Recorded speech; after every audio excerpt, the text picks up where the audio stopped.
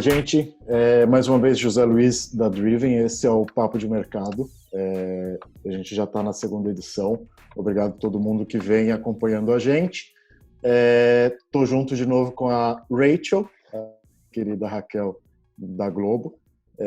E hoje a gente trouxe duas pessoas, estou até brincando com eles aqui que o currículo deles é invejável, e de duas empresas que tem bastante coisa para passar para a gente e orientar. Gostaria que a Marici se apresentasse e depois o Fábio. Olá, obrigada, José Luiz, primeiro pelo convite, Raquel, super prazer, né, estar aqui. Acho que está tão gostoso esse momento, se é que tem algum ponto positivo da pandemia, mas acho que se for um deles esses movimentos e momentos entre as empresas, parceiros, de troca, né, de informação, acho que está bem colaborativo. Então agradeço aí o convite. Eu trabalho no grupo CRM, eu sou diretora de marketing do grupo. Para quem não conhece, o grupo detém as 3 marcas de chocolates que são Copenhagen, Chocolates Brasil Cacau e Lindt, né? Todas as operações de Lindt no Brasil de varejo, né, das lojas, é uma JV com a Suíça. Então, me apresento aqui, cuido do marketing e trade dessas 2 marcas aí deliciosas. Super prazer. Obrigada.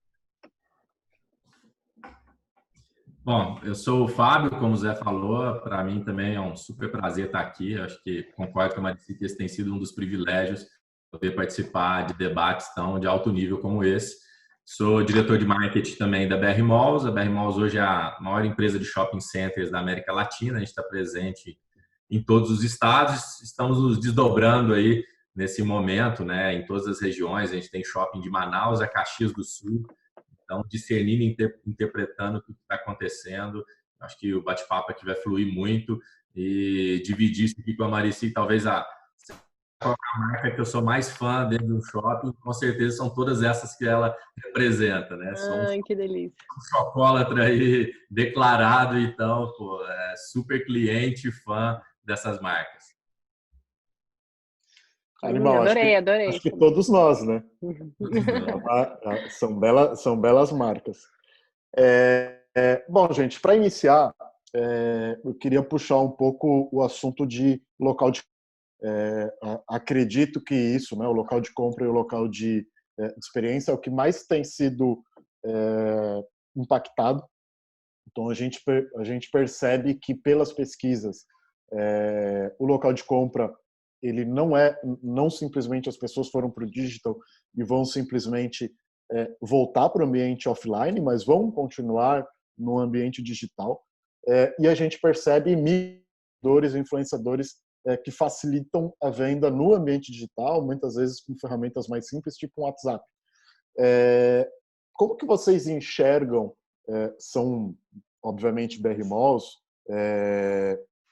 mas também as marcas de chocolate muito bem posicionadas em ambiente físico, como que vocês percebem essa movimentação da jornada do consumidor indo para o digital no pós-pandemia? Começar? Eu acho que essa talvez é a pergunta mais feita todos os dias por todos nós, né, dentro das empresas, dentro das nossas reuniões e quando a gente vai falar com o mercado, né? Eu costumo dizer, Zé, que eu acho que mais do que transformar, né, esse momento que a gente está passando, a gente vive uma antecipação de futuro. Acho que muitas coisas já vinham acontecendo, já aconteceriam e agora elas foram aceleradas. E esse ponto que você trouxe, ele é muito importante, porque nesse momento é óbvio que é difícil avaliar, porque é uma concorrência desleal, ou seja, os pontos físicos estão fechados, então você só tem um canal para comprar, né? Que é o ponto que é o ponto digital. Então, deliberar, dizer qualquer caminho predominante nessa direção como único jornada do consumidor, eu acho que é muito radical. Mas de fato, o consumidor que emerge, né, desse lockdown, desse momento que a gente vive, ele é digitalmente mais sagaz. Então, a gente, como eu acho que os lojistas aqui, a Marici vai poder falar um pouco mais, também estamos mais confiantes em implementar algumas experiências tecnológicas que vinham sendo talvez represadas ou vinham num outro momento e agora a gente acelera. Porque o grande ponto aqui, né, Zé, eu acho que todas as empresas têm que entender, eu acho que cada vez mais pessoas, pelo menos a gente fala muito, executar é mais difícil, eu vejo muitas empresas falando, e o difícil de fato é a execução. A gente tem que estar onde o cliente está, independente do momento da jornada dele com o cliente. Então, é muito comum, por exemplo, você já pode, dando um exemplo prático, né? Você no sofá da sua casa faz uma pesquisa na internet de um produto que você quer comprar.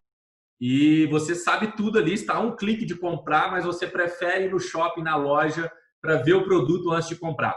Isso acontece. Como acontece também o inverso, você estar numa loja, aprender tudo do produto naquela loja e dentro da própria loja comprar online. Né? Quantas vezes a gente lá dentro da loja fala assim, não, pode deixar, né, dar uma desculpa para o vendedor lá e compra online dentro da loja. Né? Quantos já não fizeram isso em várias lojas de shopping? O que isso quer dizer? Que nós temos que estar presencialmente do cliente em todos esses momentos de compra dele, né? O famoso omnichannel, que na verdade é o omni-cliente, são as buzzwords aí que a gente gosta de usar, ela é cada vez mais um fato. Então, temos que sim partir para o digital, mas isso não é um assunto de ou. Né? Acho que a gente vive um momento da ditadura do ou muito forte, né? Onde a gente vive um Brasil meio bipolar. Então, você é forçado a assumir uma posição, ou tudo para cá, ou lá. Né? Não, tudo vai acabar, nada mais será como antes. Né? A gente usa muito esses superlativos para polarizar muito o discurso, mas o que eu acredito que é uma convivência do meio. Né? Então, é o físico e o digital cada vez mais integrado. E a jornada de compra pode passar por todos eles numa única compra do consumidor. Então, o que a gente tem feito para se adaptar a isso é digitalizar. A gente já vinha num caminho de digitalizar todos os shopping centers. A gente tem uma startup que é o Delivery Center, que a gente entrega para o consumidor o estoque que está dentro de um shopping hoje, na palma da mão dele, onde ele estiver, né? Que a gente chama aí do first mile, né? Ou seja, você consegue receber um produto se você mora perto de um shopping de forma muito mais rápida se você pedir num e-commerce tradicional. Nesse delivery, a gente concentra todos os marketplaces existentes, né, no mercado e estamos lançando durante o mês agora de junho e julho os nossos marketplaces próprios dos shoppings. Então, agora você vai poder entrar num shopping virtual e ter acesso a todas as lojas na palma da sua mão. Ou seja, era uma pauta que já estava na estratégia, ela aconteceria até meados do ano que vem, por isso que eu falo que é muito mais uma pauta de antecipação de futuro. A gente trouxe ela a valor presente, né? Então, a gente foi lá, antecipou tudo isso, paralisamos as outras estratégias para digitalizar a companhia mais rápido do que estava previsto. É muito curioso, né? Ouvir essa última frase, né? Exatamente, é um projeto que levaria um ano, aí um ano e meio, a gente, né, conseguiu todo mundo antecipar. Eu acho que é um grande movimento positivo também, né, de tudo isso que está acontecendo, mas para a gente muito parecido, né? A gente também vinha já, obviamente, digitalizando, principalmente Copenhagen, né? Brasil Cacau, a gente estava no segundo momento, com o e-commerce estava ativo desde outubro do ano passado, mas bem em momento de teste, né? A gente estava pilotando, entendendo um pouco mais a experiência, porque na loja é uma experiência muito diferente. Acho que é isso, né? O consumidor não vai trocar. Concordo 100%. É o E tem que estar junto de toda essa história, né? E então a gente estava nesse movimento bastante tranquilo, entre aspas, de fazer todas essas validações, né? Dessa experiência, da logística, do cartão, enfim, de todo esse acolhimento via e-com que a gente sabe que tem muito bem na loja. Mas com a pandemia em março, obviamente a gente acelerou absurdamente. Então, assim, um dado super curioso que foi da Páscoa, a gente vendeu em um dia o equivalente aí que a gente venderia em um ano no nosso e-com, o andar da carruagem que estávamos desde aquele período, né? Então, realmente foi muito forte o que a gente precisou, né, de fato acelerar e comunicar. Então toda a estratégia de comunicação, a gente acho que vai falar um pouco disso, mas a gente teve que obviamente mudar tudo, né, a estratégia de mídia, de comunicação, a abordagem, o tom, levar para esses canais, né, porque realmente minhas lojas estavam fechadas, eu tenho mais de 800 lojas, né, e muitas delas em shopping centers, né, que tem um impacto muito, muito grande. Então a gente se viu realmente no momento de ou acelera ou realmente a gente vai ter grandes problemas, principalmente pensando na Páscoa, porque a pandemia foi exatamente um mês antes, o início, né, antes da Páscoa, que foi 12 de abril. Então, a gente se viu primeiro num cenário de e agora o que vamos fazer, mas no D1 a gente já realmente se mobilizou muito para essa venda digital, né? Acho que o e-com é um deles, é um dos canais, mas a gente entendeu que não era a única, né? A gente é um modelo de negócio de franquias, né? O grupo CRM, então 90% do business é via franqueados, então eu tenho mais de 600 franqueados no Brasil, porque tem muitos deles que têm mais de 10, 15 lojas. Então, o que a gente entendeu como companhia? Que a gente precisava muito dessa força de trabalho mesmo e desses gestores na ponta, né? Bem ou mal, eu tenho 800 hubs de venda, né? Então, por que eu contaria só com o e-com, que sairia naquele momento, naquele modelo que estava desenhado até o momento, saía só da fábrica do grupo, né? E por que não usar os hubs? E aí foi nesse momento que a gente abriu a venda via WhatsApp Delivery, né? Que é o que hoje realmente a gente vê agora nesses últimos 100 dias, que as marcas todas permearam muito forte nesse canal, e que posso te dar, assim, com certeza, os números mostram, mais de 70% de todas as nossas mídias que foram direcionadas, o consumidor buscava muito o WhatsApp Delivery. Por quê? Muito por essa comodidade, né, que o Fábio também falou, a gente também está no Delivery Center, né, então é isso, como entregar mais rápido, né, essa comodidade. O nosso e-com levava 3, 4, 7 dias, né, para entrega, e aí o WhatsApp Delivery com franqueado, eu falo direto com a loja, né? Eu moro, por exemplo, em Moema, eu falo com um franqueado na hora, né? Eu já consigo conectar com ele via WhatsApp, através da mídia que a gente comunicou, e falo na hora e recebo em meia hora na minha casa, né? Com uma super comodidade, com um atendimento bastante personalizado. Então, acho que um movimento interessante e novo para as marcas foi se aproximar mais desses consumidores através do digital, né? Que era também controverso, né? O digital afasta, a gente não conhece quem são, na loja somente a gente sabe quem é. Enfim, a gente estamos ainda construindo tudo isso, né? A gente está trabalhando bastante agora nesse tema de personalizar mais a conversa, né? De buscar realmente tratar, né, a Raquel como a nossa consumidora que ama em Abenta e que ela tem uma frequência, enfim, entendendo realmente quem é esse perfil e a jornada dela. Mas o que a gente vem ganhando nessa troca, né, verdadeira com o franqueado e do franqueado com o consumidor nesse mundo de venda online, está sendo bem um ótimo aprendizado.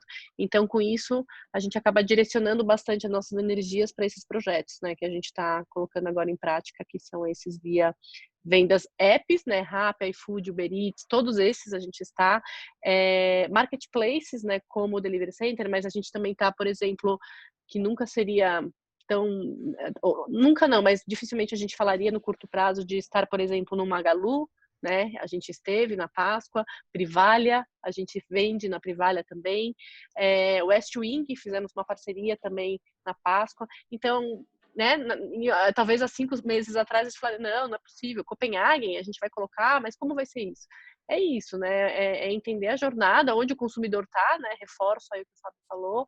Ele faz a sua compra no Magalu, de outras necessidades dele. Por que não eu vender a Páscoa, por exemplo, também para ele nesse canal, né? O objetivo da marca, de fato, naquele momento, era fazer a Páscoa acontecer, né? A gente queria que a Páscoa acontecesse.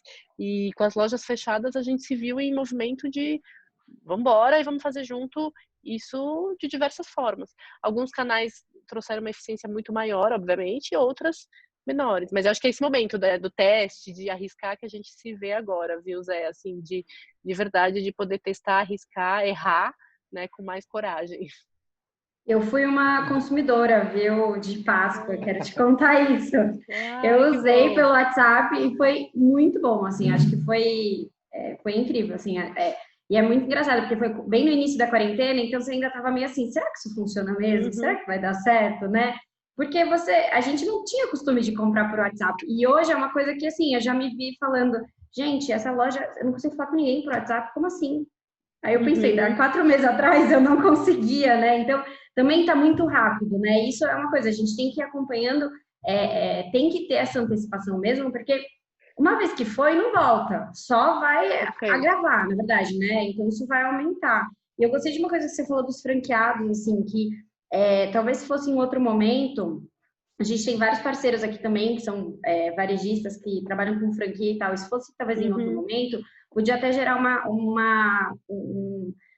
uma situação meio ruim com os franqueados, de você abrir tanta frente assim, e o franqueado fala, poxa, mas eu tenho minha loja aqui, e dessa forma, assim, né, como vocês têm feito, você engaja o franqueado a entrar na sua, né, na sua transformação digital, que eu acho que é a chave do negócio, porque ele também é dono ali junto com vocês, né, então isso é muito bom, acho que Ele é nosso principal stakeholder, né, de fato, assim, porque é o modelo de negócio baseado nessa relação. E o que a gente fez também desde o início foi essa transparência, né? Então, desde a primeira semana a gente fez comitês com eles de 2 a 3 vezes por semana para poder trazer essas novas ideias, propostas e outras, obviamente, negociações e conversas que a gente teve, mas a cada momento, até porque isso era diário, né? Hoje a gente entrava com Magalu, no dia seguinte com a Privalia, no dia seguinte entrava o Uber Eats, e como colocar eles no radar não foi fácil, né?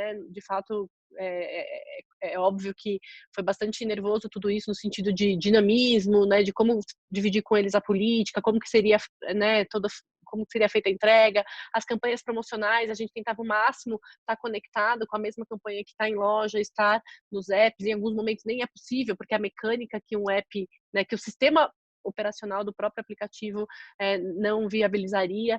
Enfim, foram muitos aprendizados de todos os lados, né? Eu acho que agora, falando aí quase mais de 100 dias depois, a gente concluiu que muita coisa melhorou muito, né, do ponto de vista de eficiência, do ponto de vista de comunicação entre as partes, e hoje a gente se sente muito mais confortável para liderar essa frente, que é isso. Antigamente, 5 meses atrás, a gente realmente tinha essa insegurança de ambos os lados, né, que é um pouco disso, mas o franqueador vai entrar nesses canais, e para mim, como é que vai ser? Né? Então, a gente tentou ao máximo, primeiro, a transparência, em segundo, colocá-los dentro do jogo. Né? Raríssimas exceções a gente não conseguia, né, por principalmente issues logísticos, mas a maior parte deles, eles estavam dentro do jogo com a gente, né? Então, acho que é essa... E, de novo, assim, os apps, os marketplaces ajudaram, mas o principal foco de venda e a demanda está vindo através do WhatsApp. Né? Então, o consumidor, acho que não é nem o que a gente quer, é o que o consumidor busca, né? O consumidor está buscando uma venda mais personalizada, uma venda mais rápida, com uma loja próxima da casa dele. Então, te falo que mais de 70% realmente dessa busca vem do consumidor para a loja, que ainda bem, né? Porque o que a gente quer realmente é manter a nossa rede de franquias aí super saudável, né? Só complementar aqui, eu acho que agrega um ponto, a Marici falou da Páscoa, né? E como é interessante, o Dia das Mães também nos shoppings, mais de 62% foi vendido por WhatsApp das lojas, né? E às vezes a gente viu, né, os grandes lojistas, as grandes empresas tentando rapidamente migrar, né, construir plataformas, construir sites proprietários, quando a simplicidade de mandar uma mensagem, né, eu acho que esse resgate da relação, né, vendedor com cliente tem sido muito evidenciado agora. Eu acho que a gente vive cada vez mais essa era do relacionamento, né, onde esse ponto de contato direto, instantâneo, converte muito mais do que o que a gente fazia. Né? Eu gosto de dizer, pô, a gente teve lá atrás, né, a era da propaganda, que era a ideia, era só ofertar. Depois a gente veio para a publicidade, que era uma área mais de comunicação, era um assunto mais de comunicação. Fomos para a era do conteúdo, né, que é essa que a gente está mega imerso aqui, inclusive gerando um conteúdo bacana. E agora a gente entra e vive cada vez mais essa era do relacionamento. Não sei se vocês sabem, mas o índice de confiança do consumidor é cada vez menor. Né? Há 10 anos atrás, no Brasil, esse era 62%. Antes da crise, né, 4 meses atrás, já era 50%. A gente vive talvez a maior crise do século XXI, eu tenho dito, é a desconfiança. Né? Essa questão da captação de dados, os fake news. Então, emerge nesse momento de desconfiança um novo protagonista, que é aquele vendedor que me conhece profundamente e engaja comigo. Né? E o que é legal, o que eu tenho visto em vários varejistas, é porque todos viraram a loja. Então, hoje você não pergunta mais varejista quantas lojas você tem, a Marici, ela responde, tenho 800. Agora, eu tenho certeza que ela multiplica isso pelos vendedores, porque cada vendedor na sua casa se tornou uma loja. Né? E o potencial disso é ainda maior. Né? Ou seja, como que você olha para o seu time como cada um sendo uma loja e como que isso ganha mais relevância no contexto. Acho engraçado, incrível, como que todos os papos e todos os conteúdos que a gente vem buscando, eles estão completamente interligados. Então, todas as conversas que a gente está tendo está muito centrado em criar experiências entendendo as necessidades do consumidor, entendendo as necessidades do meu parceiro de distribuição e de revenda, entender as necessidades dos meus colaboradores, e isso é a base de tudo. Né? Então, quando a gente vinha falando, principalmente de indústria, a indústria, a gente percebia um receio muito grande da indústria de se posicionar digitalmente e abrir canais de venda, porque elas acabavam achando que iam implicar nos canais de venda das suas revendas. E esse momento que a gente está, fora acelerar os projetos, acelerou a quebra desse paradigma. Né? Hoje, o que a gente vem percebendo, inclusive com os nossos clientes, que ambientes digitais da empresa, da manufatura, da indústria, é uma ferramenta para toda a cadeia. E aí eu queria entender, né, a gente tem grupo CRM e tem grupo BR Malls. Grupo CRM vende dentro do grupo BR Malls sendo marketplace offline, sendo o marketplace. Como que vocês enxergam esse momento, né? O BR Malls indo, se posicionando e sendo mais um front, sendo mais um canal, não só de venda, mas um canal de relacionamento das marcas, que são ou marcas varejistas ou de natureza de manufatura. Como que está sendo na prática esse posicionamento e o desenvolvimento desses projetos?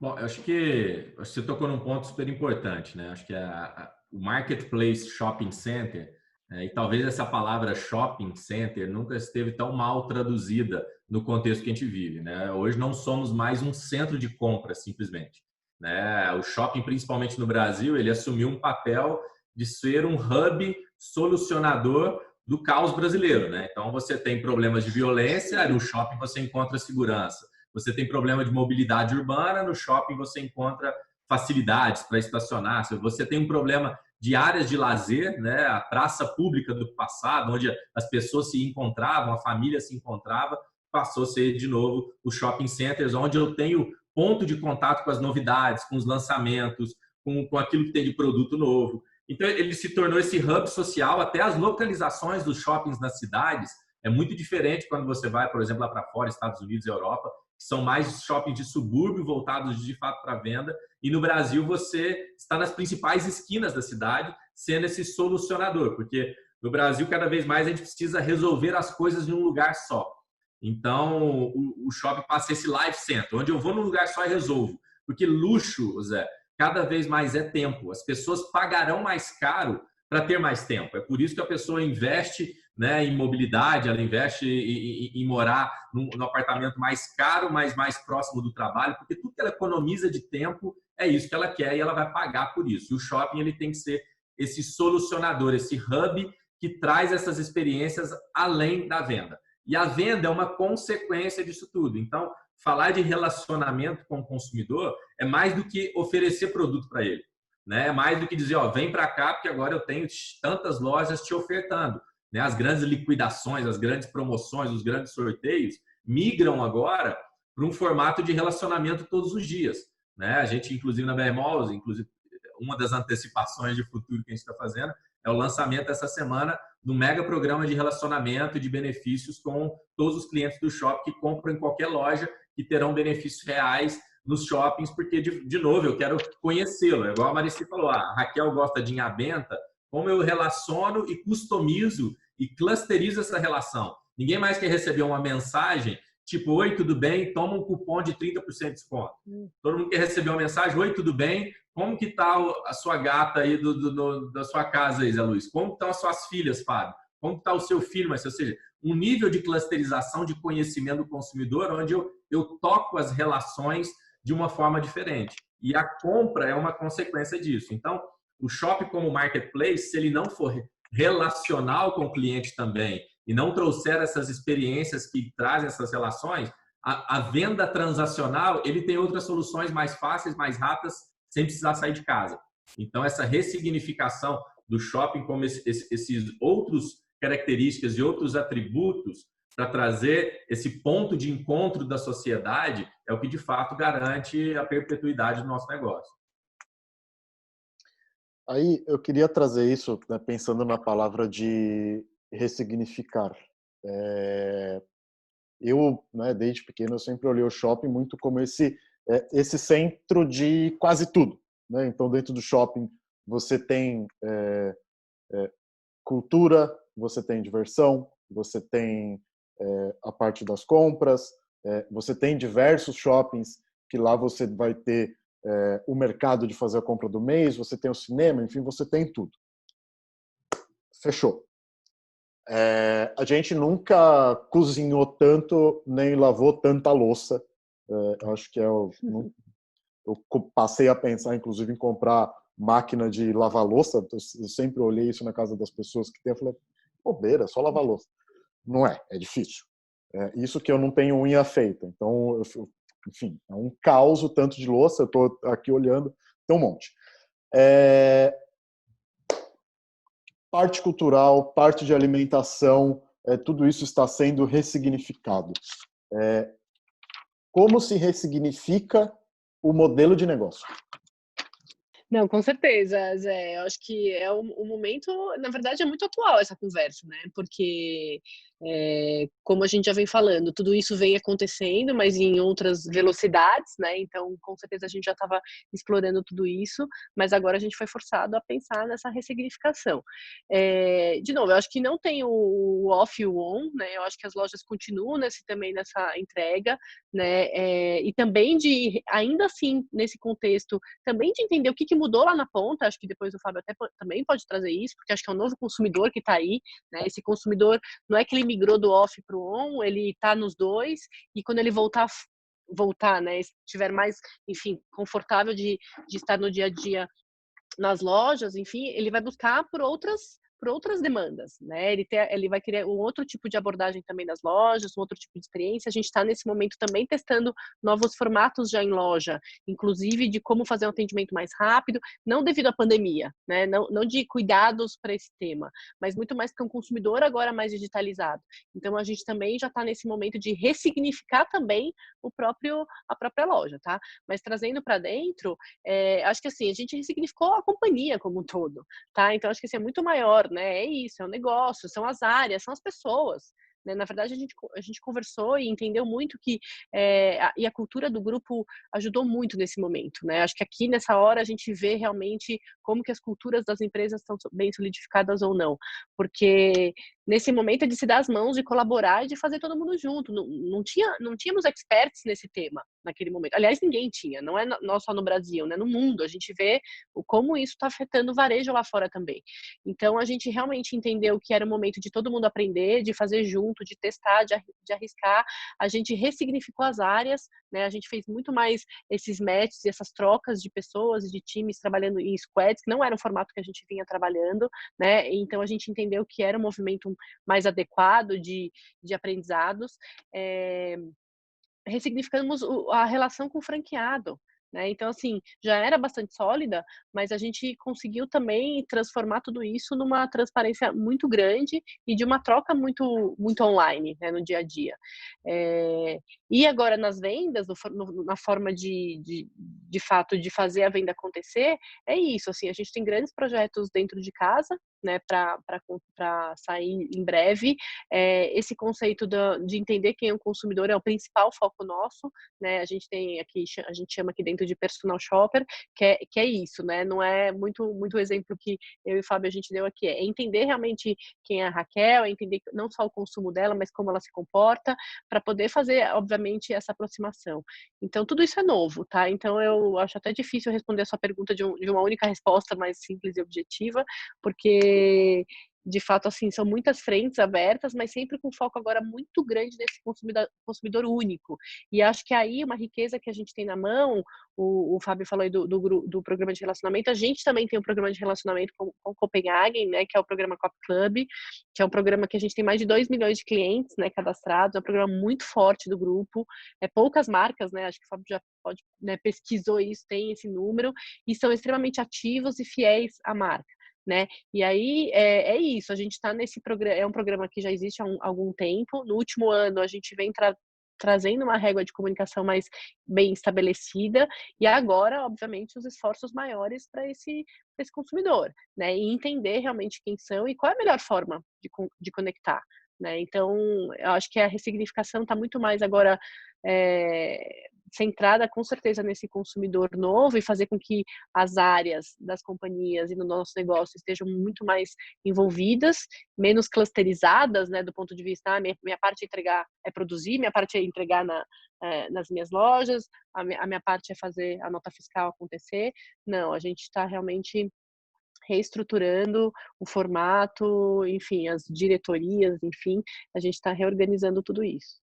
E daqui, da mesma forma, quando a gente fala internamente, tem uma reorganização generalizada, a própria área de marketing, área de growth, áreas novas que a gente vem estudando e criando para, de fato, ser mais diretiva às necessidades do consumidor. Mas quando a gente fala desse tipo de coisas, eu acho que eu costumo ter um discurso de mais lucidez, de mais equilíbrio, quando a gente tomar muito cuidado com generalizar aquilo que eu estava falando. A gente geralmente fala, tudo ressignificou, ou nada mais será como antes. E não é bem assim. Apenas 1/3 dos brasileiros estão tendo o privilégio da quarentena. Dados, inclusive, que a Play trouxe para a gente estava falando da Play, né? 21% dos profissionais estão em home office. Ou seja, 80% não está em home office. Não mudou as práticas e os hábitos dele, porque ele tem que trabalhar, né? 2/3 da população não está em quarentena, não tem o privilégio de estar aqui trabalhando atrás do computador igual a gente, com a nossa família e tal. Então, a gente tem que tomar muito cuidado. Por exemplo, a gente tem shoppings na mesma cidade que só pela mudança de bairro e de tipo de classe social que atende, teve comportamentos completamente diferentes. Onde você tem um shopping num bairro de classe social mais alta, o fluxo é menor, porque essa pessoa pede comida em casa, ela sim cozinha em casa porque ela pede tudo que ela quer, ela tem todas as possibilidades de entretenimento dentro da sua casa. Quando em bairros mais populares ou marcas até que talvez estejam assistindo mais popular, o fluxo respondeu muito mais rápido, porque essa pessoa ela mora dentro de um apartamento ou dentro de uma casa de 40 metros quadrados com 10 pessoas. Então, a necessidade delas de sair, socializar, ir para a rua, ir para o shopping é muito grande. Então, a gente tem que só tomar esses cuidados. Tem alguns dados também que Google, Facebook, todos trouxeram para a gente, que mostra esses quadrantes da força de trabalho. E eu acho que a gente deveria ter muito discernimento aqui de 2 colunas de hábitos, né? Eu acho que aqueles que estão sendo, vamos dizer assim, top-down, né? Aqueles que são forçados. Então, por exemplo, as restrições de viagem. Não quer dizer que nós não estamos viajando agora, que nós nunca mais vamos viajar. Eu imagino que todos nós aqui estejamos doidos para voltar a viajar como a gente viajava. As limitações de aglomeração, né? Congressos, eventos, jogos de futebol, shows do nosso artista favorito. Não quer dizer que eu não posso ir agora, que eu nunca mais vou num show, que eu nunca mais vou assistir um jogo do esporte favorito meu. Então, esse tipo de coisa, à medida que tudo voltar, esses hábitos voltarão. E as pessoas voltarão a querer aquilo que sempre quiseram, até porque estão com isso represado, né? E muita gente, é interessante que olhar os 2 lados da moeda. Muita gente está cozinhando em casa, e tem o próprio dado que a Play traz para a gente. Uma grande parcela não aguenta mais cozinhar em casa, já enjoou da sua própria comida, né? Já não tem mais ideia do que fazer e está doido para ir num restaurante, né? Então, tem sempre os 2 lados para a gente olhar e a gente, enfim, vamos ter que viver para ver como isso vai se comportar. Então, eu acho que tem essa coluna. E tem a outra, que de fato são novos hábitos que nasceram de dentro de nós, que foram bottom-up, né? E um deles que eu acho que é substancial e muda muito a relação com as marcas, que é o que a gente chama aqui de work-life balance, né? Esse balanço da sua vida pessoal e trabalho. Eu vou dar o meu próprio exemplo, né? O ano passado eu fiz 215 viagens. Pô, em 300 dias de trabalho, você viajar 215 vezes é muito. E eu estou há 140 dias dentro de casa com a minha família. Então, eu não vou sair dessa quarentena viajando mais como eu viajava, né? Ou seja, o balanço agora que eu equilibro das minhas viagens de trabalho, do home office, do tempo com a minha família, do que eu agora consegui ver, né, da escolaridade das minhas filhas, do acompanhamento da minha esposa e tal. Então, eu mudei a minha relação com o trabalho e mudei a minha relação da minha vida com o trabalho. A gente até brincou aqui, né? Se um filho aparecer aqui, deixa aparecer, não tem problema. Pô, isso não existia 3 meses atrás, né? Você imagina o seu filho interromper uma reunião. Hoje já é normal, já é legal, né? Você trazer a família, o happy hour do trabalho e tal. Então, esse tipo de coisa vai transformando o nosso comportamento e eu acho que isso não volta. Isso, de fato, mudou veio para ficar. Só que cada marca que está nos ouvindo aqui, cada empresa, tem que ter esse discernimento e essa tradução para o seu negócio, para a gente não cair nas ciladas do tudo para um lado ou nada para o outro lado. E a gente, até para complementar, assim, uma coisa que a gente fala muito, né, que eu acho que é batido já até, que a gente tem um Brasil, vários Brasis dentro de um Brasil, né? São vários países aqui dentro. Então, são culturas diferentes, economias diferentes, comportamentos diferentes, é outra realidade, né?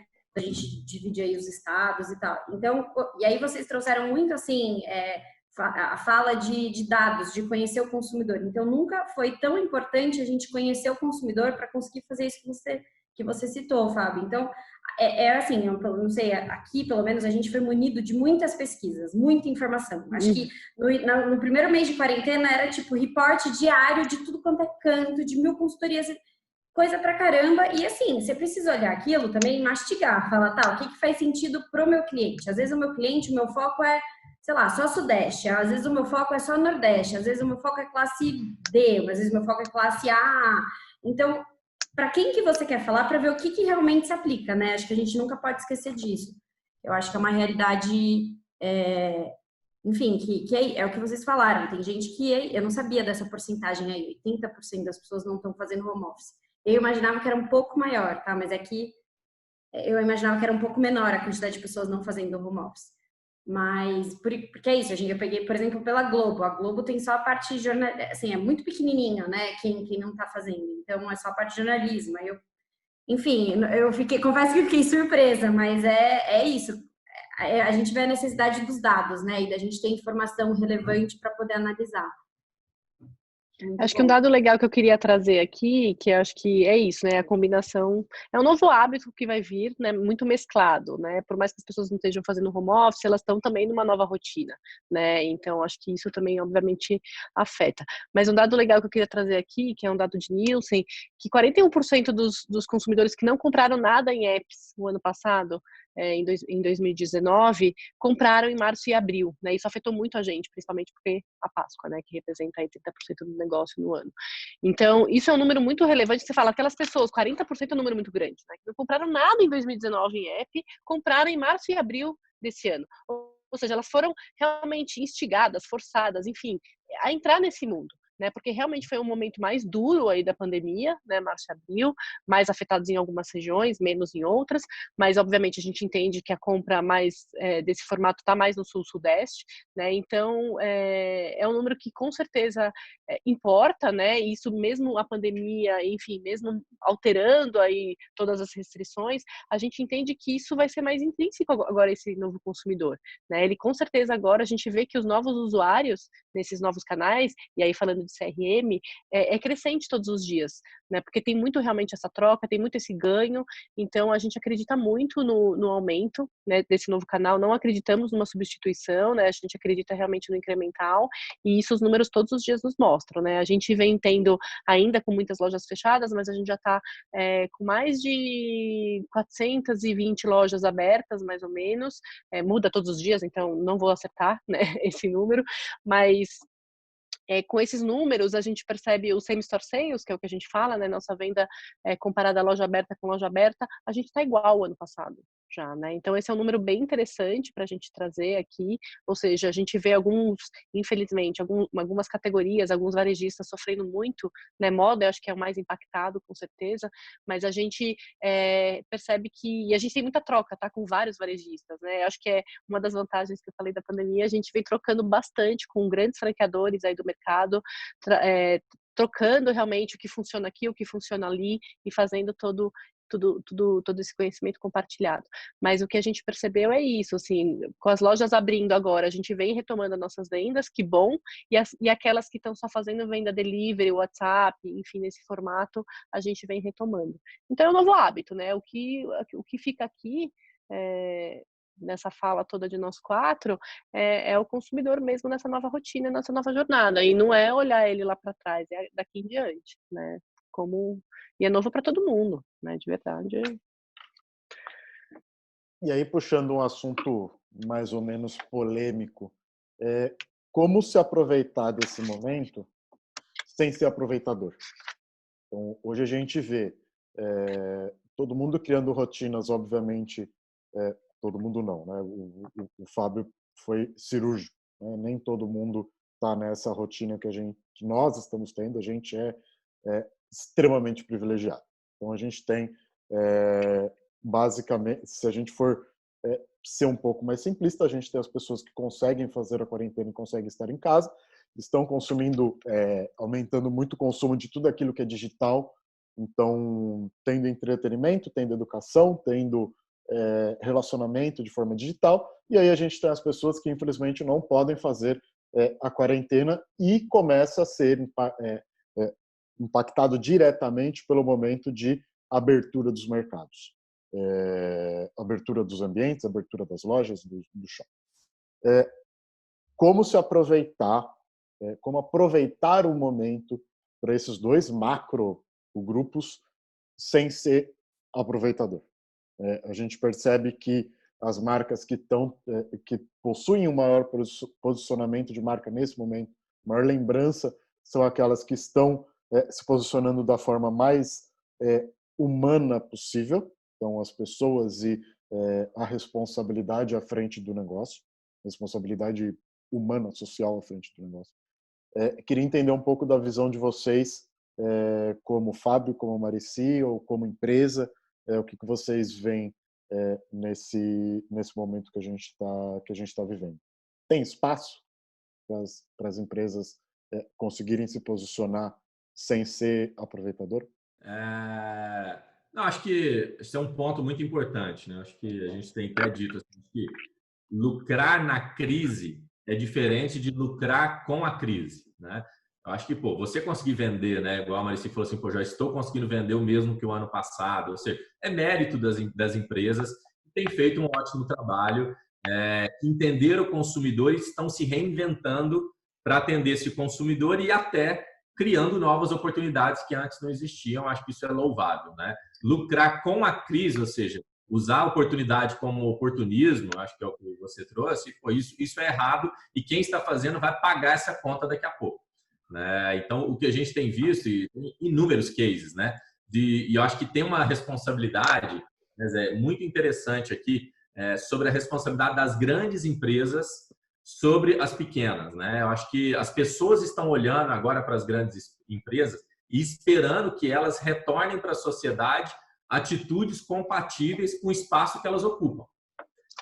E esperam que essa ajuda também se estenda aos pequenos negócios que, obviamente, estão mais fragilizados diante da crise, demandam proteção. Né? Então, nesse delicado momento que a gente está vivendo, as organizações estão sendo julgadas o tempo todo pelos seus atos. E é papel nosso, sim, cuidar desse ecossistema. Porque se um lojista meu quebra, se um franqueado da Copenhague quebra, todo o ecossistema é abalado. Então, a gente está num momento de olhar a sustentabilidade da sociedade como um todo, e aí não só via projetos sociais, mas de fato sustentar o negócio, sustentar, e a gente vê os grandes, né, empresas de indústria de consumo ajudando, né, vendendo vouchers antecipados, dando cashback, dobrando o valor aportado se você consome no mercado local. Então, essas oportunidades de relacionamento lá na frente são sementes que a gente vai colher. Esses dias eu estava vendo um case de uma rede de postos de gasolina muito famosa que estava fazendo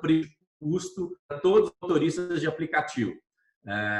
Eu não tenho dúvida que quando tudo voltar, e esses motoristas vão privilegiar essas marcas, que nesse momento cuidaram dele, cuidaram do que era pequeno. Então, acho que a oportunidade aqui está em se solidarizar com aquilo que está acontecendo e, de fato, ser um agente para transformar e não ter a visão de curto prazo de que o retorno é agora. Acho que a gente tem uma pauta aqui de semear, de cuidar, para que lá na frente o consumidor reconheça tudo aquilo que a gente tem feito com muita seriedade, com muita ética e olhando para o que é certo. Né? Nesses momentos tem muita oportunidade para fazer coisas erradas. Né? E a gente vê essa tentação batendo nas portas de todas as empresas, de todos os profissionais. E eu acho que a gente tem que aqui se manter em continuar fazendo o que está certo. E a oportunidade de acelerar o que a gente falou aqui nos últimos 40 minutos, ela é uma grande oportunidade de revisitar espaços escuros ali na sua empresa, né? Entulhos que estavam ali, depósitos que tinham coisas estocadas que muitas vezes a gente nem ia lá. É um momento de revisitar, né, aqueles planos do passado, olhar para o futuro. Então, acho que a oportunidade está muito mais em olhar o que aconteceria lá na frente, olhar coisas que estavam paralisadas, colocá-las no papel, enfrentar de frente, tomar decisão difícil. Não tem decisão óbvia nesse momento, né? Não tem muito aqui o que é certo e errado. A gente tem que hipótese, teste e vamos testando e testando as hipóteses o tempo todo, né? Para a gente ver se ali na frente a gente encontra essa recompensa do consumidor que de fato viu nas empresas sustentáveis um pouco desse olhar. E está muito claro, tem várias pesquisas, como a Raquel disse, inúmeras, né, que eu já li aqui, de todos os veículos, que dizem o consumidor voltará dando preferência para aquelas marcas que não usaram a crise como oportunidade e vão olhar para as marcas mais sustentáveis, mais saudáveis, que valorizam o meio ambiente, que valorizam o ecossistema que estão. Então, o consumidor sai muito mais consciente desse momento e as empresas têm que estar alerta para isso. Bom, do lado de cá, eu acho, eu continuo falando da transparência, né? Eu acho que não é exclusivo da pandemia, de verdade, eu acho que isso já vem há muitos anos, né? Nos últimos aí, esses consumidores cada vez mais exigentes nessa verdade das marcas, né? E a gente tem grandes cases bons e ruins, né, para contar. Como o Grupo CRM, a gente já há bastante tempo também, a gente tenta cada vez mais deixar isso mais claro e transparente para o nosso consumidor, dentro de casa também, né, acho que, como eu falei, a cultura é bastante bem estabelecida e com isso os valores também bastante fortes e de forma alguma a gente, né, iria contra qualquer um deles. Então, acho que a pandemia, na verdade, é muito mais, assim, potencializar esses valores de cada uma dessas empresas. Então, a gente tem exemplos realmente nos últimos meses aí bastante conflitantes e tristes, né, antiéticos, mas tem de verdade muito mais positivos, né? Eu vejo grandes marcas, grandes indústrias, grandes empresas, inclusive, né, nos grandes canais aí de veiculação colocando isso. Achei bem interessante, né? O jornal, por exemplo, trazendo essas marcas como grande destaque, mostrando essas grandes ações positivas na pandemia. E tem que mostrar, né? Tem que valorizar e tem que dar um bom exemplo. Eu acho que é muito mais uma cadeia, né, de todo mundo realmente, cada um dentro do seu tamanho, dentro do seu escopo, dentro da possibilidade que dá, claro, mas eu vi grandes empresas e pequenas e médias fazendo grandes movimentos positivos aí para ajudar a sociedade, né? E eu acho que o cuidado começa de dentro, né? Não adianta a gente colocar grandes campanhas lindas de marketing, de comunicação, mas dentro de casa a gente não tiver, né, muito bem estabelecido. Então, a gente, por exemplo, teve toda uma reestruturação da indústria, né, da fábrica, então a gente é fábrica também, né? Além das 800 lojas, tem uma fábrica em Extrema, enorme, né, com mais de 1.500 colaboradores, por exemplo, dentro do grupo. E como fazer esse cuidado com todos esses colaboradores, né? Então, isso faz parte, né, dessa transparência, de toda essa defesa desse tema que a gente está colocando. Nas lojas, né? Então, como que a gente cuida desses colaboradores com as lojas abrindo? Por mais que poucas pessoas estejam em home office, a gente tem colaboradores que também estão em idade de risco, né? Que têm seus familiares, e aí, a qualquer custo, vamos abrir as lojas e não, né? Qual é o ideal, né? Como que então a gente preparou toda as nossas lojas, enfim, com bastante instrumentos mesmo, né? Muitos treinamentos, kits específicos para as lojas. Aliás, os treinamentos vêm sendo bastante frequentes, os kits, enfim, a gente tem uma área de excelência operacional que cuida também, né, desses franqueados e todos os consultores. Então, eu acho que é isso. Eu acho que a qualquer custo tem esse olhar também, né, de que temos famílias lá fora, não são só os médicos, os enfermeiros, claro que eles estão ali na linha de frente, mas tem muitas pessoas que estão aí, né, e que estão fazendo de fato os nossos negócios aqui, de todas as marcas, acontecerem. Então, eu acho que começa muito de dentro, de verdade, assim, da cultura, dos valores da empresa, como que está sendo feito todo esse trabalho de home office ou não. Ok, não é possível? Como vai ser feito? Como que está sendo todo tratado esse consumidor, esse colaborador? E daí em diante, se comunicar e fazer as grandes campanhas de comunicação e marketing. Mas, de verdade, eu valorizo aqui muito o olhar interno de cada empresa. Fico muito feliz de ver grandes empresas tendo esse tipo de olhar. Eu acho que a gente está... Acho não, assim, é claro para todo mundo que a gente passa um momento muito delicado no cuidado. A gente, né, vários conflitos, desde conflitos sociais, conflitos políticos e assim, o cuidado básico ele está sendo deixado de lado. E eu acho sensacional que as empresas que vão nessa onda do vamos a qualquer custo, elas estão sendo deixadas de lado e sendo priorizadas aquelas empresas que de fato têm um olhar humano, que é o mínimo. Eu acho engraçado que assim, é o mínimo. Eu cuidar do meu colaborador, eu cuidar e dar opção para o meu consumidor, que é né, meu consumidor e meu colaborador, é o porquê do eu existir. Sem eles, não existe empresa. E assim, é o mínimo, né? Cuidado é o mínimo. Então, eu fico muito feliz, né? Iniciei o papo falando que eu fico muito feliz de estar com vocês, olhando o currículo de vocês. Me dá até um medinho de fazer um papo com currículos tão bacanas quanto o de vocês. E eu encerro o papo falando que eu estou muito feliz com o posicionamento pessoal e posicionamento do que as empresas, o que vocês, né, como representantes das empresas estão fazendo. Então, obrigado por esse momento com vocês. Fico extremamente feliz. Queria agradecer de novo Raquel, agradecer de novo Sarinha, que está por trás das cortinas. Lembrando todo mundo que esse papo ele vai para o Spotify dentro da plataforma Gente da Globo. Vai estar disponível dentro do YouTube da Driven e vem novidades por aí. A gente vai ter um ambiente único do Papo de Mercado, a gente vai ganhar um site e todo esse movimento ganha força com pessoas como vocês. Então, obrigado para quem está assistindo, obrigado Fábio, obrigado Marici, obrigado Raquel, obrigado Sam. Obrigada a vocês, valeu o papo, foi ótimo. Obrigado, gente. Obrigada, gente. Obrigada, gente.